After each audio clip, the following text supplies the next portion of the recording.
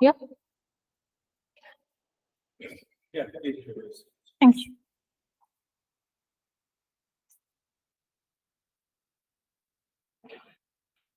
Okay.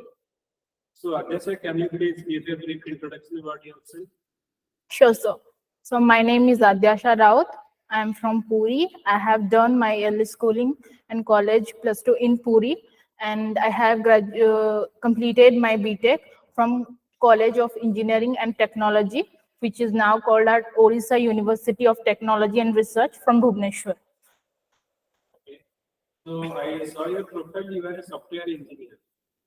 Yes. Yeah. Work in TCS. Yeah. I'm Why currently. you want to join? TCS is a very good software company. I think the number one company in India. Why you want to join civil service? So to be honest, actually, civil services was my ultimate goal from the very beginning, and basically I pursued engineering to find some financial sustainability so that I could supplement my civil services preparation without being dependent on my parents.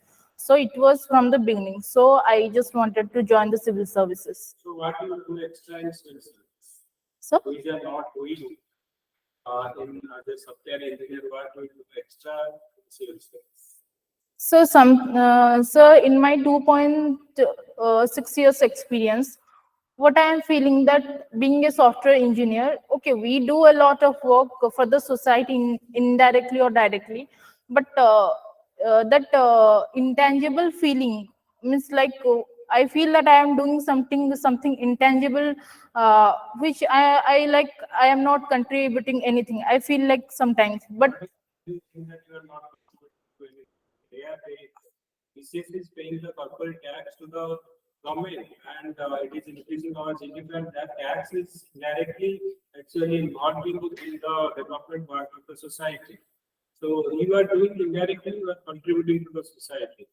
So that means those who are only civil service, they are only contributing, and apart from civil servant, no contribution is done for by everyone. so my point was not that. I want to contribute in a way that yes, I am seeing that this is my tangible input, and yes, this is what I get in terms of intangible feelings. For example, like if I made means if I am able to better the lives of some people, if I bring happiness to them in one way or the other, I can feel that, and I want to have that feeling. Okay, so you have political science option. Yes. A king should be lion as well as fox. What is the meaning of this sentence? So a king should be lion as well as fox. First, tell me who have told this. Sir, this is in the elitist theory of Pareto. Yeah, Pareto. Sorry if I am not able to recollect now. Yes, tell me the meaning. Yeah, actually, the king should be lion. This means that king should have the courageous attributes and should have the power, and as well as fox. Fox means he should be manipulating. He should be practical at some point of time, so that he should have both the attributes to balance and maintain his kingdom safely. He made this theory to the Indian context at present. So I think this theory in present Indian context can be applied to our foreign policy. Yeah, because we are on one hand pursuing an idealistic policy as well as a realistic policy, I think, in my opinion. Because in case of Russia, either in case of Russia-Ukraine war or in case of China, we are doing that balance. So I think it is the contest. And king is like lion. Lion means we are attacking our enemy. So it will be implemented in this case, or can you take one example? So lion doesn't mean like actually attacking enemy from the front. It can also be mean from defending our territory. Being always offensive doesn't mean lion. Being defensive is, I think, is also a trait of lion.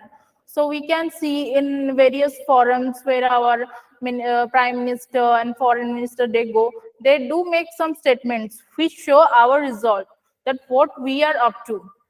So what do you think in the last 9 years of the government, how our foreign? Yeah, I think in the past 9 years, from an idealistic one to a mix of realism and idealism. What I think that this is the way our foreign policy have come. Russia, Ukraine war. We are attending in the Security Council vote against Russia. Yeah. So what do you think? India is indirectly supporting Russia? So I don't think indirectly is supporting anyone. India is in the support to end the war and find the peaceful solution to restore the global stability. You are not with us, that means you are against us. Because if you are not with me, you are against. So if we are not voting against Russia, then indirectly we are supporting Russia. So I don't think so, because there is always a middle path.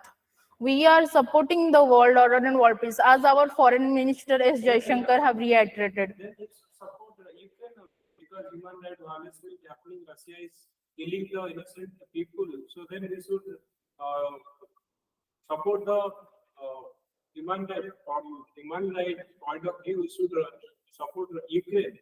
Sir, India has helped Ukraine in terms of medical aids and all those things. It is not that we are not supporting Ukraine. And time again, we have our Prime Minister Modi have reaffirmed that this is not an era of war. Like statements, we have made our stance very clear that we are not against Ukraine or not against Russia. We are taking the middle path. So, what is vibrant village program? Vibrant village. So it is a scheme by Indian government to safeguard our border villages, because the border villages are the first lines of defense to prevent any further excursion from the Chinese side, and to help those villagers have a sustainable livelihood opportunity and infrastructure there. So, have you heard about Mission Life? Yes, sir. Related to what? So Mission Life is basically lifestyle for environment. It is propounded by our Honorable Prime Minister Narendra Modi. It is about making pro-planet people, means sustainable consumption, sustainable production, and all the management in a sustainable way of life for the conservation of our environment, as well as for the well-being and advancement of our society. Can you please give practical example by how we can change in our lifestyle so that we can protect the environment? So regarding practical examples, so can I give an example of my area? Yeah. So previously, like 2-3 years before, what we see that the garbages used to pile up in our roads, like nobody cares, and dengue, malaria, these were common in my area. But now that the garbage vehicles comes, they collect the waste and go and deposit the waste in the segregator unit, and there also from many people from my area get employment. So they recycle some products from there. Garbage collection is also happening, and many people are getting employment. So I think this is a model of sustainability. So, what is the difference between planning commission and the care? So planning commission was basically a top-down approach, means a centralized planning. There was no cooperation, no corporate concept of the cooperative federalism between the center and the states. But Niti Aayog is basically a model of cooperative federalism, and the planning commission was based on the one size fits all approach. But Niti Aayog is not so. Niti Aayog is particularly not planning, cannot be called as a planning commission. It gives the flexibility of the states and to the center to have their specific planning, not a one-size-fits-all approach. Uniform civil. Yes. So what is the article? Article number 44. So recently, government is like a news regarding uniform civil. What is your take on uniform civil code? Should we bring a uniform civil code, or we should follow the traditional approach? So, uniform civil code. Sir, firstly, I want to explain that uniform civil code. Civil means this will be applied to cases of civil traits like marriage, divorce, adoption, inheritance, and all those things. Basically, in our countries, we are governed by different personal laws, Hindu personal laws, Muslim personal laws. Uh, the main problem with this is that it is making a huge burden on judiciary, as well as it is a common fact that many of these personal laws are skewed in favor of men but against women. However, by uniform civil code, this can be this can be reduced to certain extent and uniformity can be brought, but there are also certain challenges. For example, we are a country of diversity, and like for example in northeastern areas like Garo Khasi, in these tribes there are matrilineal societies, and the adoption marriage there the pattern is different from the rest part of the countries. Property passes from the mother to the younger daughter. So if uniform civil code will be there, so what will be the change there? So there are many consensus need to be built for to bring in the uniform civil code. Okay, right now in the software system, like software industries, people are work from home. So have you heard a concept moonlighting? Yes, sir. What is moonlighting? So moonlighting is basically working in a second job, which is mainly the in the same field as that of the first job. So do you think that is illegal? So the question of legality or illegality varies from companies to companies and from the nature of the work done. So what are the challenges or the advantage and disadvantages of work from home? So work from home, so the advantages of work from home includes it gives us more flexibility and cut our expenditure cost. That is a major advantage. And also we get more family time, which previously were went on like in commutation only. Then the disadvantage includes maybe the productivity may decrease due to laxity and due to lack of communication between the teammates, and that the sociability, social means the aspect in the company will be decreasing by this. I do think that we have a trade deficit with China, whereas a trade surplus with the US. So basically the trade surplus of India with US is driven by our service exports. India is a major service exporter to the US. But in case of China, we are importing the electronics and the manufacturing things.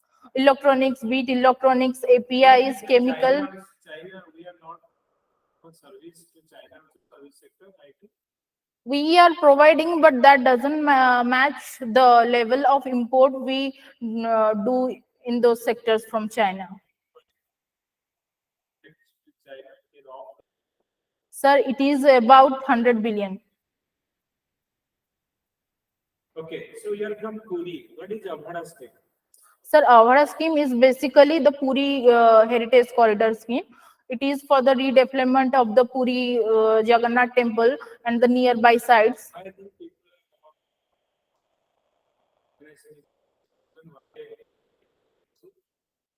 So, because due to this scheme, because of the landscaping and all, a lot of demolition and illegal encroachment were removed. So, this is the major reason why people are opposing. Sir, because they are saying that using some heavy machineries like excavators and all near our temple, it may create vibration, which may cause any harm to the foundation or the temple or like that. So those are basically from the perspective of the building, the temple safety from the archaeological survey. Yes, sir. Lord Jagannath comes to his Sima Mandir, Trigundija. Who is Trigundija? The queen of King Indradimna. Yes. Who is King Indradumna? He is the one who found the log from which Lord Jagannath was made. Why this temple is called as Mandir? Sri means Lakshmi. So that's why being Jagannath means Lakshmi being the beloved of Jagannath, this temple is also called as Sri Mandir. Recently, that's in news. Particular language, government of Odisha to getting status needs getting which language this is. Sorry, sir, I'm not aware of it. But what your knowledge about Moghar Yojana? So I cannot recollect at the moment. Recently, okay, there is a news, breaking news in Odisha, warning news, particular secretary moving around the state. Okay, some oppositions are opposing this. Okay, then from government of Odisha, it is viewed that this is the Shiomu going to the district. What's your view on this issue?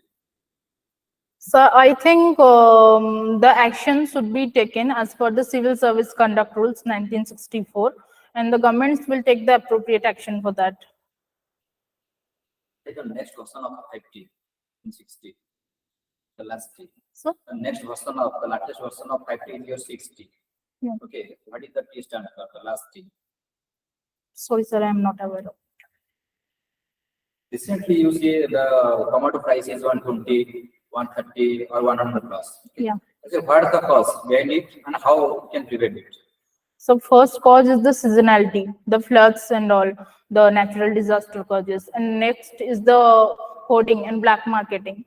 So basically in Odisha or all over India, what we lack is the supply chain infrastructure, the cold storages, the warehousing facilities. These are need to be made in large numbers for preventing all these types of incidents. Government of Odisha has taken for the development of a tribal section. Sir? Government of Odisha has taken the steps for development of a tribal section. What are the steps? So for the tribal sections, so can I think for a minute? Yes. Being a worker in sociology, Yes, social and Indian society. Yes, sir.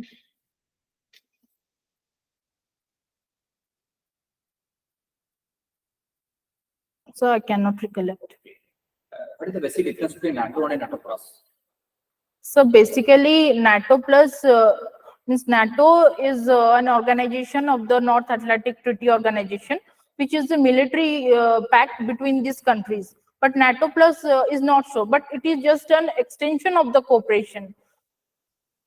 What are the extension countries added in NATO plus? So New Zealand, Australia, South Korea, Japan. Israel. No, is sorry, I'm not. South Korea, New Zealand, Australia, Japan. I am not. So what is who are the common member in AUKUS and I2? AUKUS and I2. AUKUS and I2U2. Sir, in AUKUS, USA and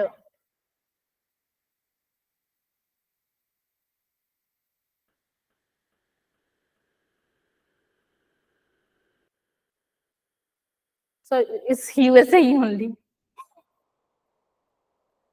What is your hobby?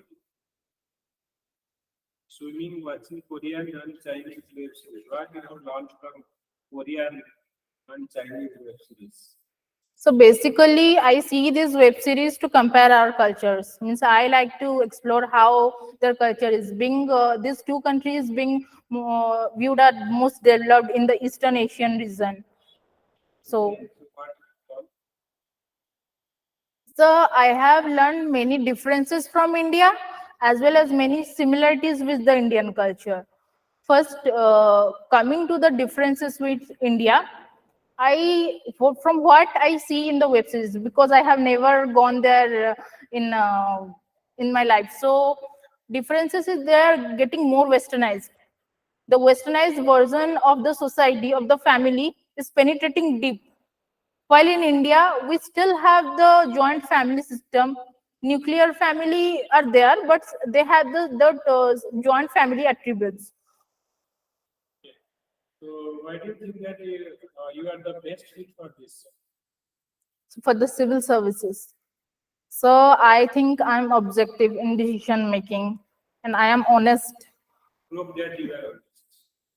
Sir, can I give a practical example? Sir, some days back while I was traveling back to my home from the bus, that one more bus, like we were only 2 to 3 people in the bus, not many passengers were there since it was from Bhubaneswar to Puri route.